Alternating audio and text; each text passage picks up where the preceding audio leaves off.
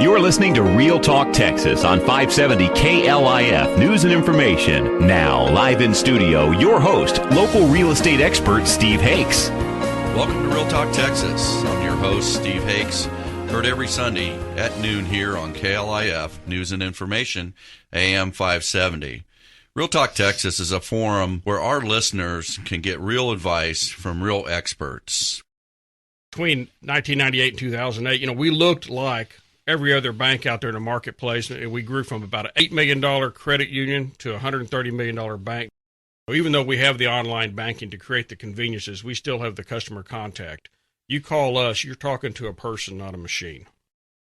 We used to do one-time closes that were truly one-time closes where they closed once, never had to requalify again. When the house is completed, it converted into that permanent fixed-rate mortgage. The folks in the secondary market, and by that I mean the people like Fannie Mae and Freddie Mac and those type of places where you're able to get the very, very best terms, it's no longer possible to do that way. You still have to requalify at the end of the construction period.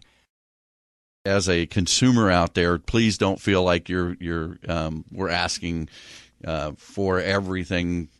But we are. We are. And that's the first thing we'll tell you. Be prepared to be surprised and be prepared to be asked for something else because everything seems to begat something else beyond there. So it's a challenge and it's very frustrating. And it's not just us. It's everybody who's trying to put a loan into the secondary market is playing by this same set of rules these days.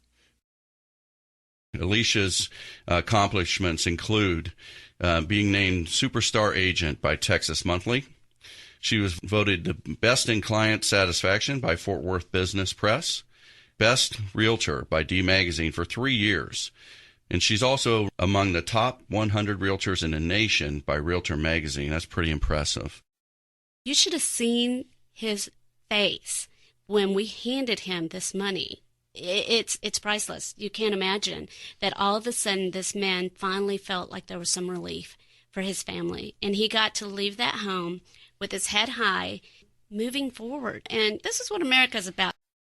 If you don't have a will, you have to keep in mind that it's the state of Texas that decides who gets your property. It's the judge who decides who manages your property. For me, I want to know that I am in control. Okay, so for the average listener out there that's maybe a first-time business owner, they've put their heart into their business, they've got employees they love like family, I'm sure it's very, very difficult.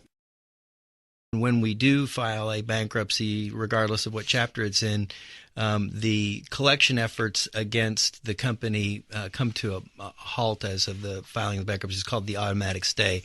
And it's one of the biggest protections that you have going into a bankruptcy is that basically you sort of put all of the debt that exists as of the bankruptcy filing on the shelf, and nobody can do anything to collect that debt while you sort of sort things through, determine whether you can be profitable operationally, and figure out a way then to come out of bankruptcy with that pre-bankruptcy debt restructured in a way that's manageable.